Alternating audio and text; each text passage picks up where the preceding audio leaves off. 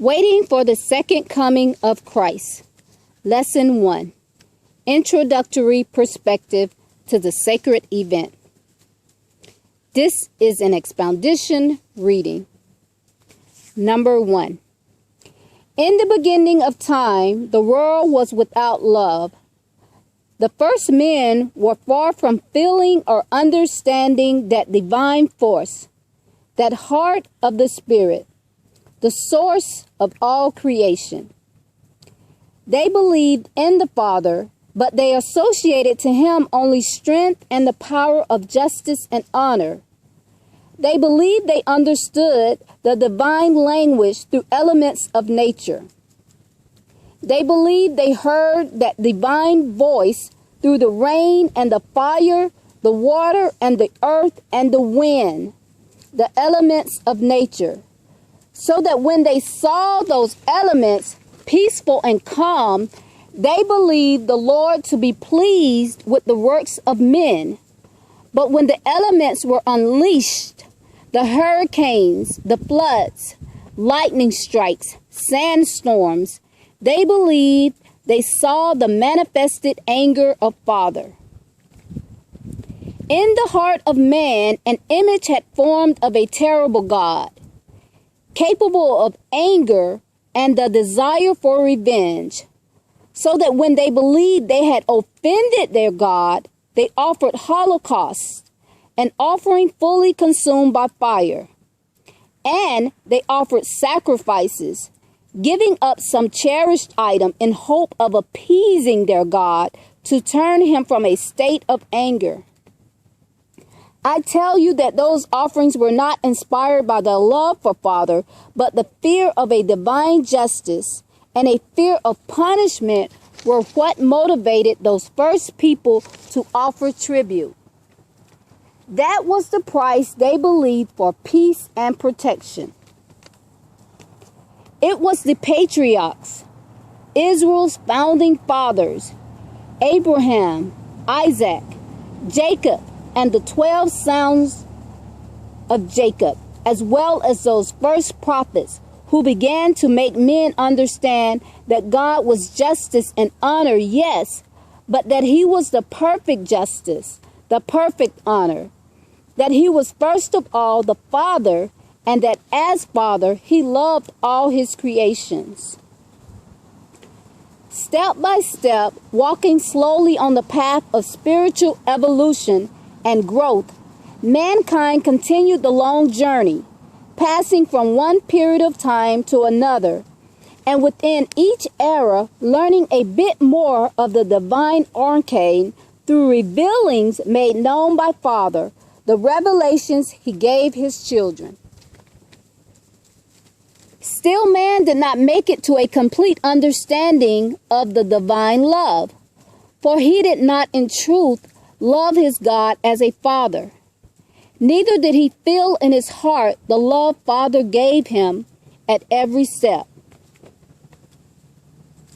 It was needful for this perfect love to be made man, that the word of Father be made flesh and be changed from an invisible form to a visible body, one that they could see with their eyes, and from an intangible form to a tangible body, one they could touch with their hands. This was necessary for man to finally know how and how much Father loved them. Not everyone detected or even recognized the existence of the Father in the Messiah. How could they know him if the Hamashiach was humble, compassionate, and loving, even with those who offended and insulted him? What they thought and knew of God was that he was strong and proud before his enemies, that he was stern and terrible with those who displeased him. But just as many denied and rejected Yeshua, were there many who also believed and accepted his words, words that absorbed to the most hidden reaches of the heart, words that healed those incurable diseases with just a mere caress, a look of compassion, and a word of hope. In his words, in his teachings, was the promise of a new world, the kingdom of God, the promise of a life of light and justice that could not be canceled out or erased from the hearts, the soul, and the mind of those who understood that divine man, Yeshua, to be the truth of the Father, the divine love of whom men did not know, and for that reason could not love. The seed of that great truth was planted in the hearts of mankind for all eternity. The Christ was the planter, and he is still raising, he is still planting, he is still bringing up seed today. Later he will come for the harvest, the fruit, and enjoy it for all time. He shall never have to say again, I hunger or I thirst. For finally his children will love him the way he has loved them since the very beginning. Who is it that speaks to you of the Christ disciples? It is he.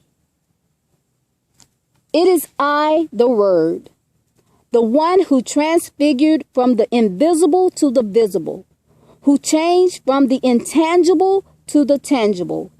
It is I who speaks to you again. Recognize me. Do not doubt or disbelieve my presence.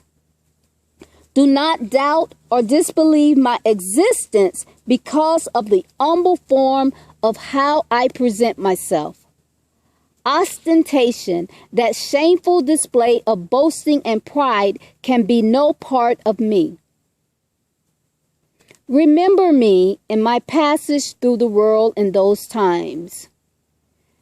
Remember that I departed as humbly as I had been brought forth, and lived on this land.